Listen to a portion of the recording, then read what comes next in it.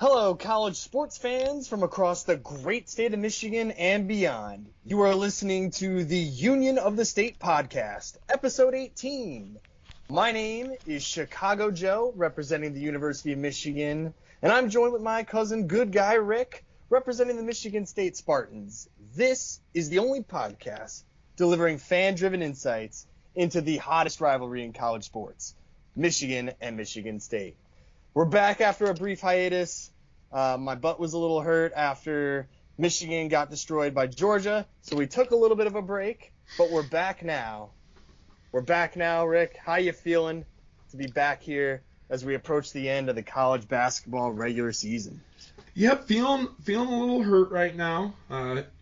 Obviously we closed out the Peach Bowl there, a Peach Bowl without the stars, but a business-like performance with some of State's, more regular guys having good games there, and now we're looking to just make it, down the stretch here through this Big Ten tournament. Hopefully continue the streak of going to the NCAA tournament, but it's bleak here in Spartan country right now. No one's feeling really good, except if we talk football.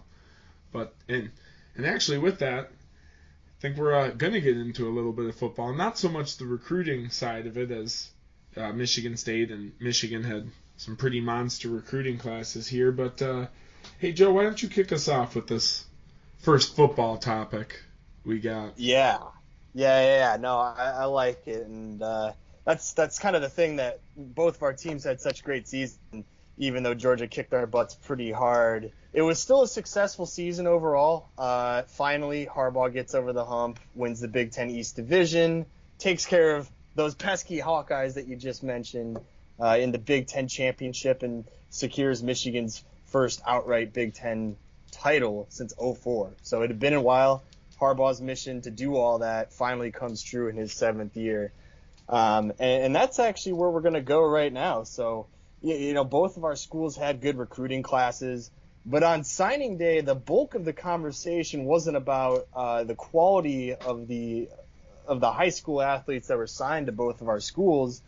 It actually mostly centered around Harbaugh and the news that he sort of created for himself. The news came out that he was essentially about ready to accept offer to coach the Minnesota Vikings, which me and you, you're a fan of the Lions and I'm a fan of the Bears. I was so happy that he didn't take that job, because having to root against him twice a year and having to see his face in our division, I don't know how I would have been able to handle that after especially having been his fan for a while. But he, in the 11th hour, gets rejected by the Vikings. SportsIllustrated.com is reporting the main reason was because of his ego, and there was some disagreement that happened basically right before the offer was going to be extended, that got him sent back to Michigan with his tail between his legs.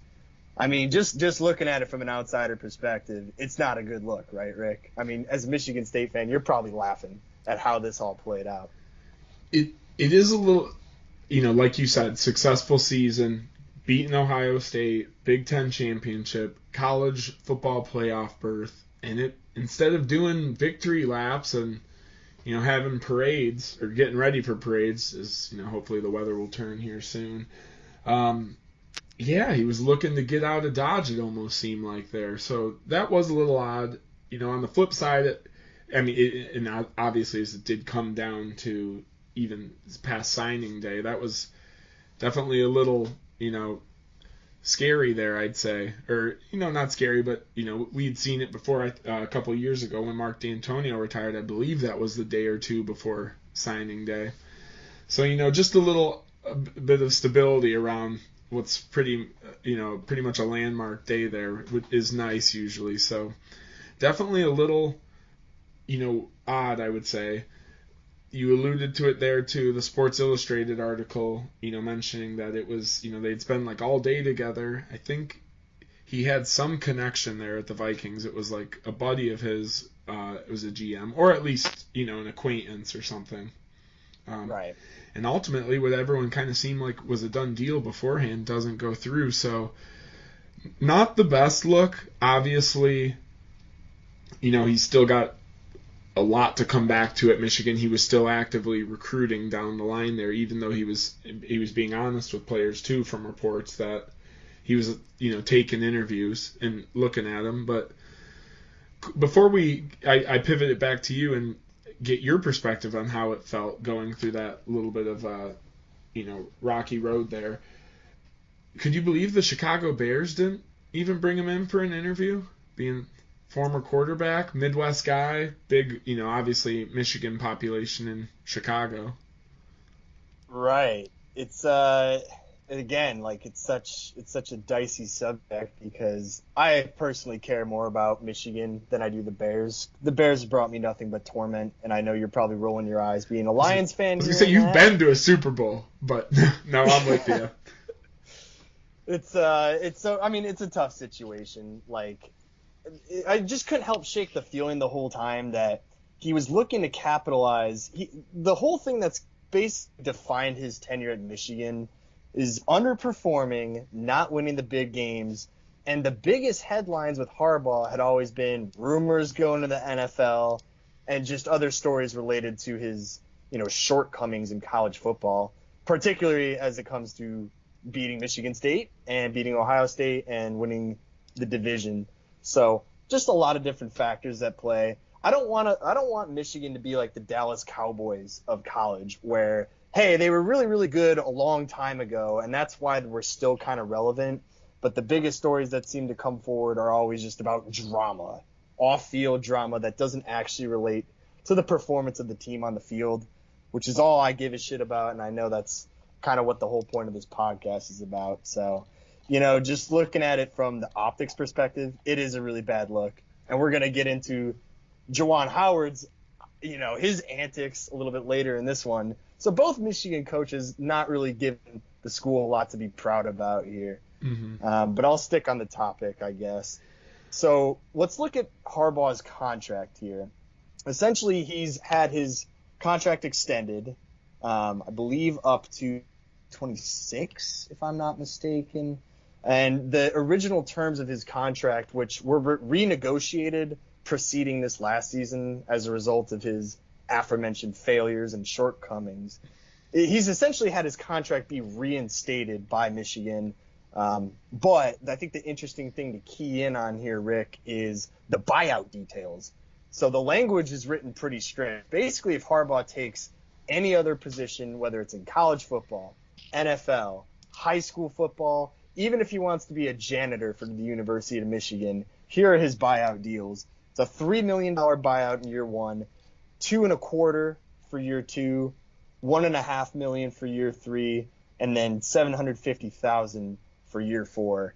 And basically, Michigan, with this contract extension, which a lot of people were laughing at, it's essentially Michigan giving Harbaugh, a vote of confidence, which is ludicrous after he almost left. I mean, I would liken this to, he got caught cheating with a different girl, and it was very, very publicized. And then his wife takes him back and basically is reaffirming her confidence in him, with the exception that now she's going to be reading his text messages and ensuring that he's not looking over his shoulder to bolt at the next possible opportunity, lest that divorce proceeding get very ugly and there's going to be a lot of alimony paid out and whatnot. But analogies aside, Michigan is essentially saying, look, we're going to lock you down. There's really no other options. I mean, even when he was pursuing the Vikings, I didn't hear one report of Michigan even considering any other coach. So Michigan's locked in, and now it looks like Harbaugh is, and that's just what we're going to have to ride. But, of course, the optics of he tried to leave when his stock was the highest just puts a bad taste in everybody's mouth. And it is kind of unfair, I think, to Michigan fans and the school after what was essentially 6 years of complete failure in our eyes. And then after one pretty successful year, then that confidence was broken. So, I'll leave it at that and let you comment.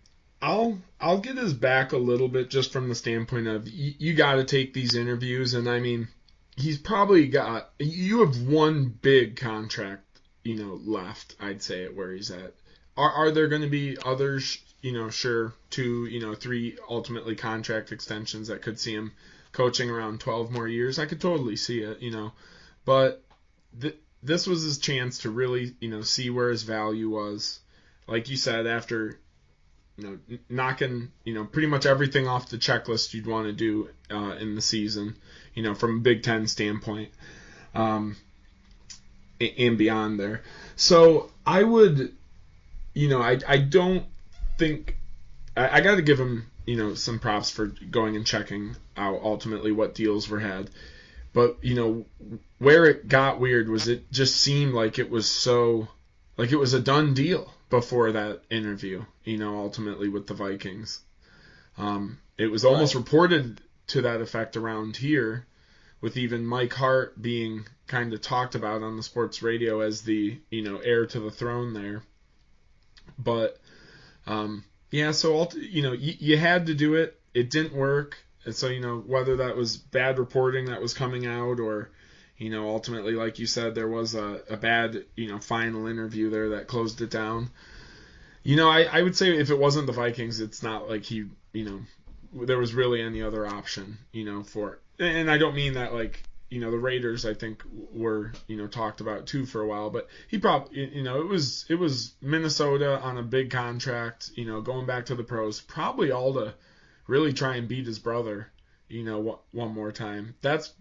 I would say that has got to be the single thing that's really driving him to play at that level versus or coach at that level versus at his alma mater. So bad look. You had to test it, ultimately. And yeah, I think like you said, he's going to be locked in for the long haul here now.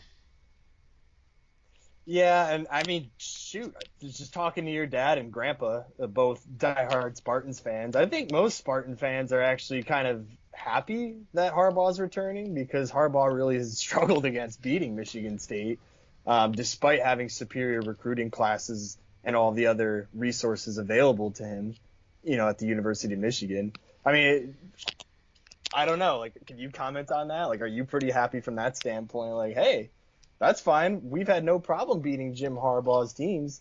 Let's do it again. Like, hey, my original comment, this new contract, do it. Yeah. My original comment when I thought he was going pro was, oh, you're going to leave now just when it's getting fun? Here? See? So I mean, that's where I was at. Don't really have a problem. And like you said, I would not have liked to watch the Lions play him twice a year. I don't need to see any handshake fiascos, go down. Another little segue for our next topic there. But great foreshadowing. I like it.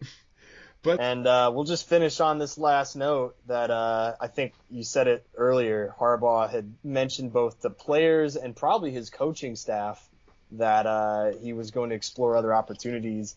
And that did have a consequence. Josh Gaddis, our offensive coordinator, who was, really, really shined this year with the creativity in Michigan's play calling. He has made a lateral transition over to the U, and he will be an offensive coordinator down there in Miami.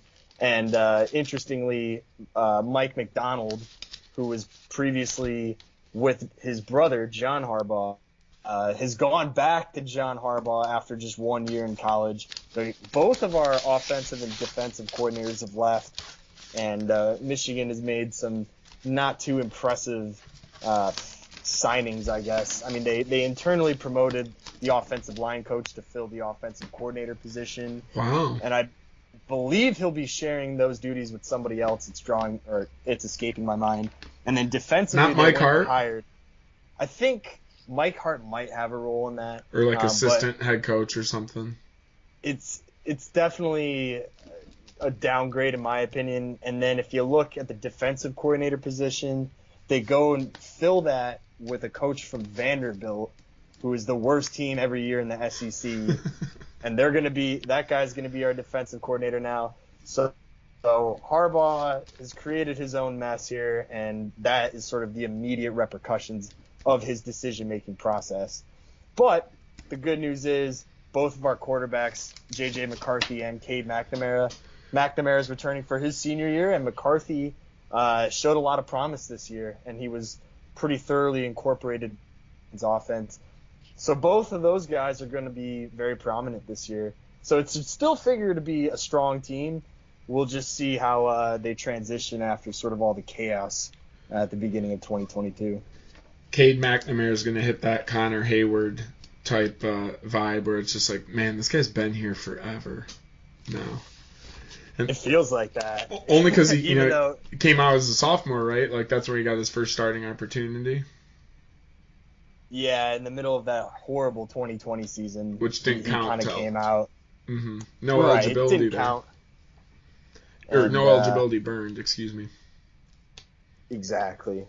So we'll leave it at that. Plenty more football to talk. We'll be covering spring ball on this podcast, and we'll be sure to keep everybody updated at that point. I think I got to go to the spring ball game. Just a quick, note there. It's free. It'll, ultimately, there will be some transfers out of the team then, and heck, there's probably going to be a transfer or two into the team by then. So, just an event I've never gone to, but having family in Lansing, I might have to get up there for that one and make the rounds.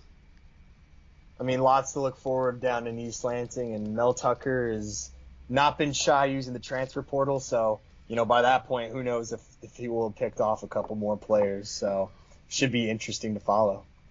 Yes, sir. And like you said, we'll get into those, the transfers in, transfers out, as well as these, 2022 recruiting classes here over the coming weeks as we wait for the spring game. But before we can get into that, we do have to circle back to an incident that happened on a very quiet sports day this past Sunday.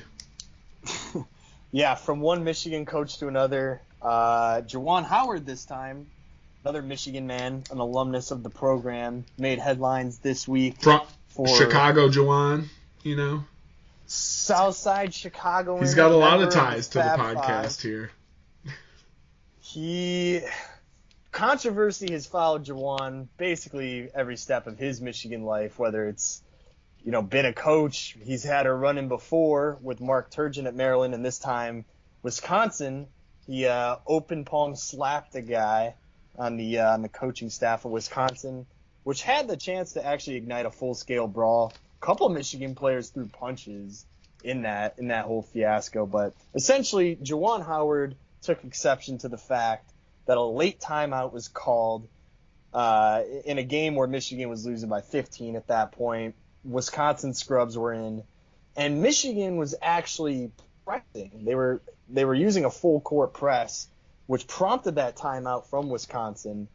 And Howard takes exception to that, and it explodes into the handshake line. And it's been sort of the talk here in college basketball for a while, but it was just a very interesting development for a Michigan team that is vastly underperformed. They were ranked number 2 preseason, had a lot of great freshmen to look forward to, but it just hasn't materialized this year for Michigan.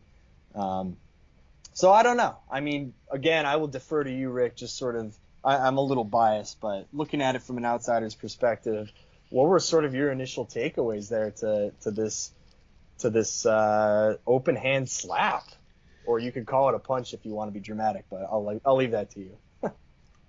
Yeah, no, I mean, I'll save that for my MMA talk podcasts. The form of the shot there, but ultimately, I think you broke down the series of events well there. The press that leads to the timeout, but ultimately, I think it is that frustration just from this season. High expectations, nationally renowned recruiting class coming in, and just not being able to put it all together has, been obviously tough this year. As I'm, we're watching my Michigan State Spartans right now kind of collapse from exceeding expectations early, and now really leveling down here, which has not been fun. So you get those frustrations, you see it on players' faces. But yeah, it was surreal to see it, in in that highlight there. I was driving back, so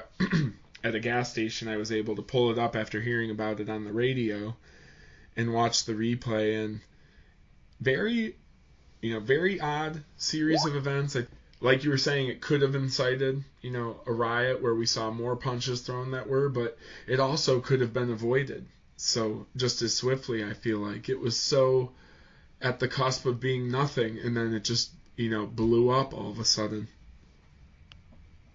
For my point of view, I actually didn't see it live. I started hearing about it when everybody was texting me. My phone was blowing up, but that's just sort of how these things go. I would say from a media standpoint, I can see why this is blowing up so much. I can't really. There's nothing else going on. Before. No football. It was the only thing happening on a Sunday afternoon. Right. It was, and in addition, I would say from the college basketball landscape, like there's no super team. There hasn't been a consistent number one basically all year. It's sort of been shuffling between Auburn, Purdue. I think Baylor was holding it originally. Gonzaga had it for a couple weeks. There's no like freshman phenom. Like there's no Duke team with R.J. Barrett, Zion Williamson, Cam Reddish. There's nothing that's really catching the media's attention from the college basketball scene basically all year.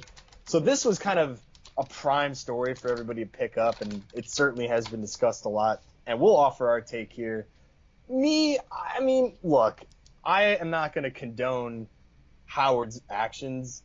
It certainly is emblematic of the frustration this team has gone through. I've mentioned it on other episodes. We lack senior leadership. Beeline's guys that are still here are Eli Brooks and Brandon Johns Jr. None of them have really filled the void that Isaiah Livers, left when he went to the NBA. There hasn't been any consistency shooting the ball. 3-point game has been weak. Dickinson is still good, but ultimately when he is most effective is when the 3-point shooting softens up the interior. I was just watching the Rutgers game here right now, who Michigan's playing right now at home, the first game without Howard. And every time Dickinson gets the ball, there's immediately 3 guys that flock to him because they know that if they stop Dickinson, who's going to beat them on the perimeter? Like nobody at Michigan right now can contest, they cannot consistently make 3-point shots or at least make the mid-range jumper a viable option to stop these guys from swarming Dickinson. So scoring has been an issue. Defense has been an issue. At times I've questioned Howard's coaching. I think Beilein was always the best at maximizing the utility from players that you didn't expect output from, whereas Howard is recruited really well, but for one reason or another, the freshmen just haven't developed the way all the pundits thought it would. So getting back to the topic, I'm not condoning what Howard did. I think he deserved to be suspended the games that he was. I think the punishment fits the crime here. But I'd also like to pump the brakes on, he should be suspended indefinitely. There should be a full-scale investigation. He should be fired. This is an inglorious stain on the beloved University of Michigan. How dare he stoop so low to further drag his own alma mater through the mud? I'd like to pump the brakes on that as well, and I want you to contest that too, but I think the 5 games to finish out the rest of the regular season is fine. And to finish my point, personally from a Michigan fan's perspective, I don't care either way. This team is clearly not going anywhere. They'll be lucky to even make the tournament at this point. And I thought it was funny how the Wisconsin fans, as Michigan was walking off the court, they were chanting NIT, NIT, because everybody knows this team isn't going anywhere. So definitely not a good look for Michigan, but I also don't think this is the end of the world, as some people have called for his head and said that Michigan should fire him instantly. But I'll pass to you on that. I didn't believe he should be fired for this. Was glad he wasn't. And 5 games was, I personally would have been fine with 2 or 3 even. But that's because I think kind of like you're saying, I'm basing it off of what actually happened. Maybe the punishment he got, 5 games, is more on the lines of what could have happened. As you mentioned, I think there were that one of the star freshmen is it Diabate? Yeah, Diabate threw a massive punch in that one. You should break that down in your MMA podcast because I think he laid somebody out. There were people on the ground. So that's where I'm saying, like, if his punch lands flush and hurts a Wisconsin guy, or vice versa, if one of the Wisconsin guys is able to land one on him and, actually knows what they're doing from a, pugilistic standpoint, it would be pretty, the consequences could be, beyond suspensions ultimately, and getting, worst case kicked off the team or, getting in legal trouble. So I think that's why he's being, getting the 5-game punishment. But yeah, it's very overblown. Obviously I'm a, Tom Izzo diehard fan, and, I think a lot of the times his stuff gets blown up that he should be, thrown out of the conference, or, no way people are going to, send our kids to him. I think kind of like this Juwan Howard instance, I don't think it's going to affect that. And I even think there will probably be some people that will be emboldened by their decision to go coach for him because how passionate he is. And, the same's gone with Tom Izzo over the years. You can make a highlight video of the guy yelling at refs or staff or, or even other players. But end of the day, those players, love the man, and vice versa when they leave. And I think that's why it's not going to negatively affect them. I only thought he would be fired if the Michigan brass thought he had lost control behind the scenes or something, like actually in the locker room. Right. But I'd say based on those players taking his back, that that's not the case either. Crazy scene. You don't see many things like that. Like, honestly, which we mentioned earlier, the Jim Harbaugh handshake with Jim Schwartz is like the closest thing I can even think of to it. And no punches are thrown. To say it's a punch is, no strikes are thrown. We'll just say that because, as we did talk about, before the show here, the only time to throw a strike at someone is if they throw a strike at you in these scenarios. So he's definitely in the wrong, but there's a lot going on. I kind of thought that Krabenhoft, or whatever the name is of the Wisconsin coach, really amped it up by getting in there. This is Greg Gard and Juwan Howard who needed to have a man-to-man discussion, and it, unfortunately happened at the end of the handshake line there, and for everyone to see and ultimately be a part of, as guys were hitting the deck trying to just break it apart. But thankfully, nothing crazy happened. No one got severely hurt. Only a game suspension for 2 of those players. I think Terrence Williams and Diabate, as you mentioned, and then one player from Wisconsin who I can't name. But, I'll be honest, if it was my coach, I'd kind of be pumping my chest at the end of it because, like you said, the season is not really going anywhere. Yeah, it was kind of a ridiculous reason. A little bit of an overreaction to calling a timeout when you're playing full court. It was a justifiable decision. But, sometimes cooler heads can't prevail. Just lucky it wasn't as bad as, like you said, people want to make it out to be. That's sort of where I'm going to end my whole point on this, is that it's, you and I, you're very well aware of what it could escalate or what it could have gone to with the Malice in the Palace incident. I think because it could have been so much worse, and because, this is just sports. Like, these things happen. Coaches are obviously held to a higher standard, but I would agree with you from a player perspective. You'd rather see your coach give a shit than not give a shit. It'd be very easy for this team to just sort of shut down and accept their failures and then move on to the next year. But clearly Howard is, he is trying to instill a sense of pride in this program. Now, it's not very prideful to put the team on the map in this way, but there's definitely a lot that just happens in the heat of the moment.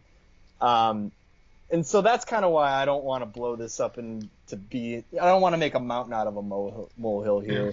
This team is clearly underperformed. There's going to be a lot of things that they're going to have to reevaluate going into next year.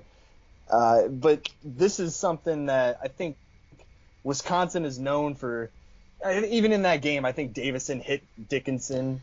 Brad Davison is known for being sort of a dirty player. And he It's hit Grayson Dickinson Allen with an elbow. on steroids, basically, when it comes to the tactics this man's got with his 7th year as a Wisconsin Badger, I'm pretty sure.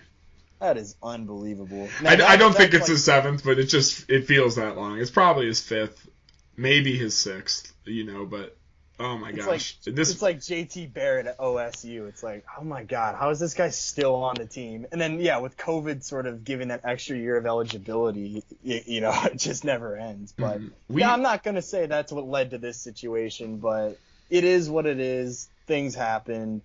The punishment fits the crime. Can we just move on and talk about something else? I like a little pro wrestling in my sports, so I'm fine to see it.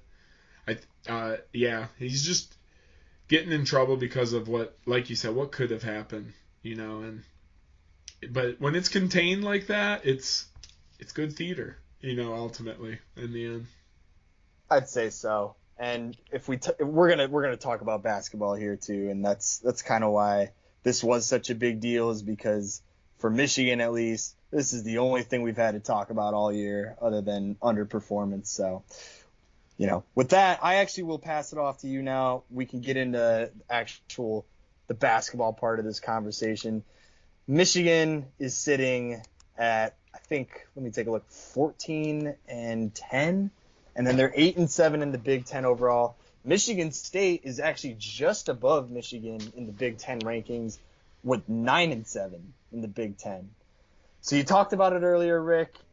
Michigan State started off strong, outperforming expectations. They've kind of come back down to earth.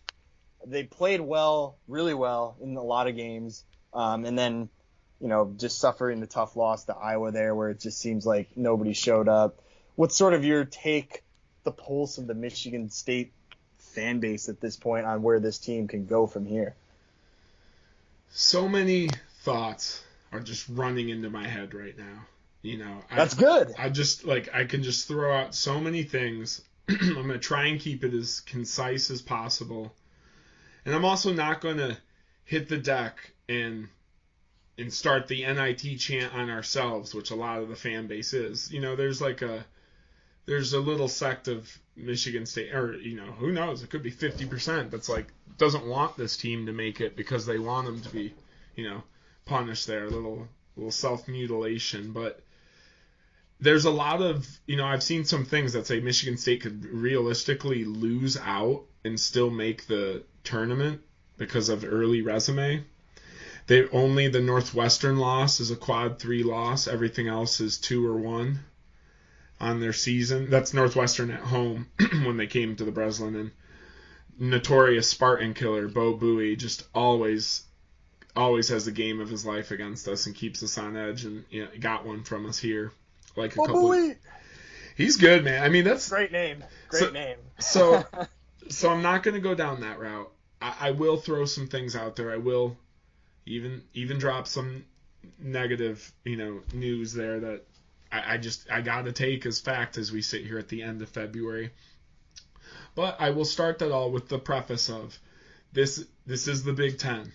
These games are in hard environments, even against the teams that you don't expect to, be playing well, like a Penn State, Maryland, and then, like I alluded to, Northwestern. They're given their best shots, especially at the teams, whether they're, good this year, like a Michigan and Michigan State, who, as we're mentioning, middle of the pack here in the Big Ten race, but that's a brand in college basketball, each of them. Michigan's, whether it's football or basketball, those are brand names who have been good in the past couple of years, who have been good in the past decade, plus. So you're going to get these shots from ultimately, players who grew up as kids watching these schools be, powerhouses there. So there's a lot that can happen that's bad. That being said, when you're blowing the games that you have a chance to win, or even ones you don't think you do on paper, like when Michigan State went to Champaign and they didn't have Kofi Coburn, I forget because if it was concussion protocol or COVID, but But still, that was in a little bit of that MSU down on the roller coaster, and you end up losing that one by 2. You lose to Northwestern by 2, lose to Penn State by 2 or maybe some free throws got tacked on at the end there, but ultimately one possession games down to the wire where you're just the team with more talent. You have no excuse to lose these games. I do blame some of it on coaching.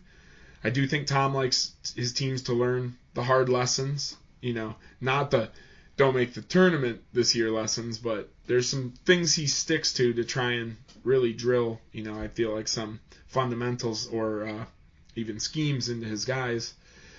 But it's time to frickin', wipe the dry erase board down. I don't care what you got to do, play 2 point guards or not, but there's a lack of senior leadership at the top. We have 2, seniors that started the year off scorching hot in Marcus Bingham and Gabe Brown. Whether Gabe Brown has just gone total Tony Snell mode. When he was on the Pistons, he would just be on the court and you'd see he played 26 minutes and didn't attempt a shot. How could that be? So, we don't even have a 3-point shooter in Gabe Brown. Marcus Bingham, it looked like he'd finally put it together as a senior, but 3 quick turnovers against Iowa. Then he, in the second half, when you're threatening 10 points, you just get a big stop, and Bingham's going to take a 3 ball.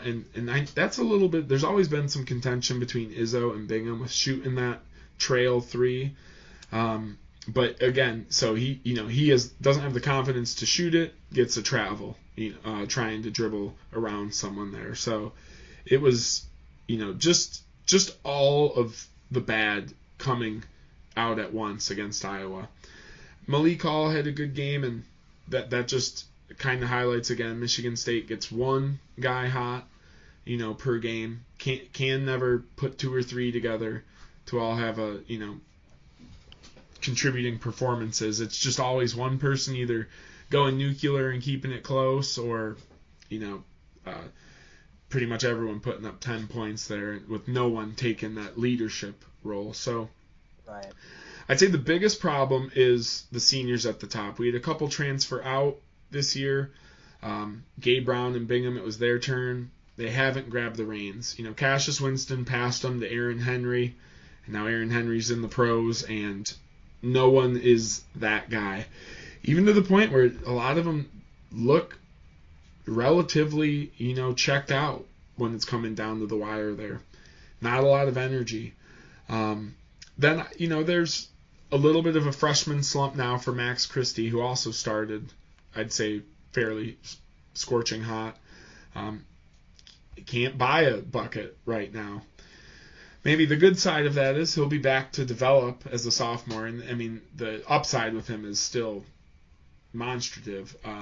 Same with a guy like Jaden Akins, who you're seeing checked in. But Joe, it got so bad against Iowa that Tom Izzo went to freshman Keon Coleman, who you might have remembered me talking about, because he's a freshman on the football team, a 4-star wide receiver from Louisiana who's playing basketball for us too. That's crazy. He played a couple minutes in the first half for Gabe Brown because Tom Izzo sending a message. Yeah. I think the biggest thing really is for both of our teams, it's inconsistency because of a lack of identity. When you don't have senior leadership and there's not really, if your team doesn't have that go-to guy that you rely on in crunch moments, you have inconsistencies. Michigan State has some nice wins, and then, they drop some bad ones. And those are the sort of things that will ultimately define your season. If you go on a nice run and you win, 4 or 5 in a row, that builds confidence in everybody. But when you're consistently winning I guess I shouldn't say consistently, when you're winning some games and then losing some bad ones, you never really get in the flow of the season. And before you know it, it's the end of the season, and there's just no definition to the team. There's nothing reliable. There's no consistency. That's the biggest thing. There were moments, obviously early season, the team was roaring in December, but, it's just it's just seemed like we can't, a lack of confidence. The team is honestly degraded from where we started. It's to the point where, I've always, the identity thing to me, because that's ever changing, and obviously there's going to be matchups where you can't always do your game, but, I get it, but it doesn't even look like they're trying to play basketball out there sometimes. It's like solo ball a lot of the time. It is as sloppy as it's ever been, and I could see it feeling that way when we're coming off of a 4-year career of Cash Winston, who, right, couldn't have done more for this team in that time, with the exception of, having that 2020 March Madness bracket where I really feel he and Xavier Tillman were poised for a run.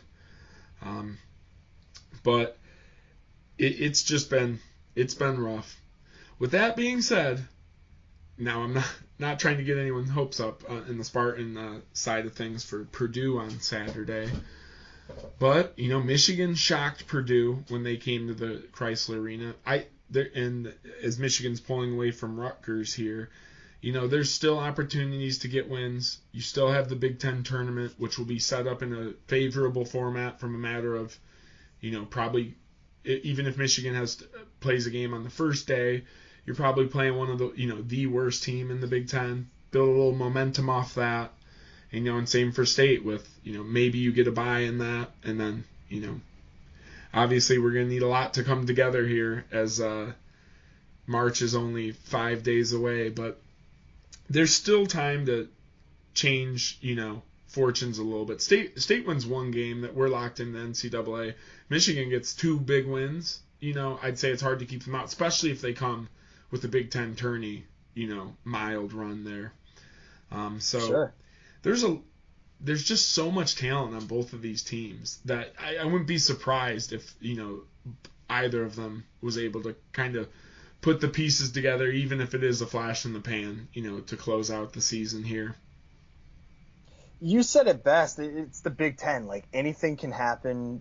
Everybody beats up on each other so much. And I mean, I'll point to the season in 2016 when Michigan's plane skids off the runway.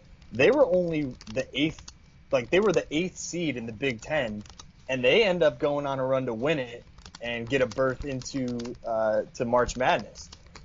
That could happen here. Based on everything we've seen, yeah, the Purdue win was nice, but that was kind of an anomaly in the season and how it had been going. They get a nice win against Iowa on the road. Let's assume that Michigan finishes off Rutgers right now. For the next games that they have, Michigan has to play Illinois, ranked number 15, host Michigan State, play Iowa again, who's still ranked, and then you got to play Ohio State to finish off the season on the road in Columbus. And all this is without Juwan Howard. So if you're looking at it, any rational person would say we're probably going to lose at least 3 of those next, 4 games, and maybe all of them. And so at that point, they do not have a resume that speaks to a March Madness caliber team. So I hate to be pessimistic here towards the end, but that's sort of what it's looking like.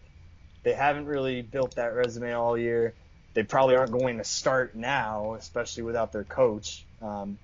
Again, unless something improbable happens, which I just said it. Like they had that one really good year where they were ranked 8th, and the plane skids off the runway, it brings the whole team together. I don't know. Maybe Juwan Howard being suspended could rally this team.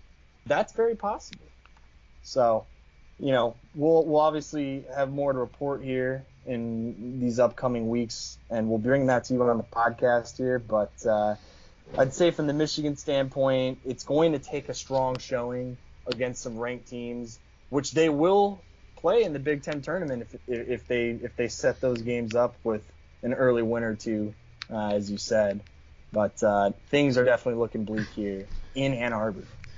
And just to piggyback on that, we have Purdue this Saturday, as you mentioned, Michigan on next Tuesday, Ohio State Thursday, and then Senior Day against Maryland to close it out. And that's a Maryland team that we just roughly avoided a loss for when we went out to their neck of the woods. So that's the only one I think we're favorited when you look at it. on paper, I think Michigan will still, get the edge at home. And then, Purdue and Ohio State, for good reason, will be favorited. So we'll see how these games end up.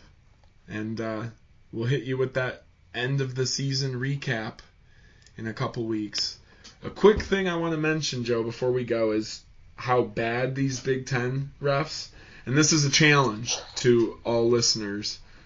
Watch another basketball game, or at least a small segment of another conference games, SEC, ACC. It's going to be tough to watch because you're going to be expecting fouls to be called in instances that just won't come. But, the old rough and tough Big Ten is now the, can't touch this Big Ten to me, with the refs just calling anything resembling some sort of a infraction here. But, that should all change, obviously, when we get to March Madness. It'll be interesting to see how some of the bigger and badder Big Ten teams adapt to that. The Purdue's, the Illinois, when Kofi Coburn gets some refs, that aren't used to calling a big man ball like that. I think the only thing I've seen was that Jay Bilas, who's one of my favorite personalities in college basketball. I wonder why. He wrote an article on ES. He's a fun man to listen to, smart guy, and he mentioned he wrote an article for ESPN Plus that I only got to read a little bit of because I don't pay that money. I'm kind of poor, but he basically was calling out refereeing across college basketball, and this seems to be something that's talked about every year. And I don't have my normal commentary. I referee sports, so I kind of understand it can be tough for these guys, basketball being one of the toughest sports to officiate. But there's definitely been a lot of games this year that you just can't help but notice. If the officiating had been called differently or in accordance with the rules, there would be some different outcomes to these games. So it's always something that's on everybody's mind. It's an easy thing to do and trash the refs. But I think I speak for you too when I say that has no bearing on either of our team seasons and how they've played so far. No, just always fun to sort of engage in that speculation. No, but I'm trying to watch these games in somewhat of a timely fashion here. So when you're in the second half with 10 minutes left and each team is in the 20s on free throws, I'm just like, this feels a little tough here. It's not fun when it turns into a free throw contest. Sometimes, and this is what my manager always says. My manager at work, he's a Spartan fan. He always says this joke. He's like, you got to let the big boys bang it down low in the paint. That's part of the fun, is just letting those guys go at it. If we're going to have refs engaging in ticky-tack, reactionary officiating, where every minute contact is interpreted as some egregious foul, that's gonna have a severe impact on the game, and it's gonna lead to eventual depreciation in the quality of the games that we're watching. So and when you're never fun to have refs step in. Brad Davidson should not be getting half the calls he's getting here. He should be thrown out of games more often than not. But with that, we wrap up another episode of the Union of the State podcast. The only podcast where you get dual coverage of the Michigan State Spartans and Michigan Wolverines. I'm Good Guy Rick. And I'm Chicago Joe. And we appreciate you listening. Please like the video, share it with your friends, hit us up in the comments section, and subscribe to our channel. As always, go green. And go blue.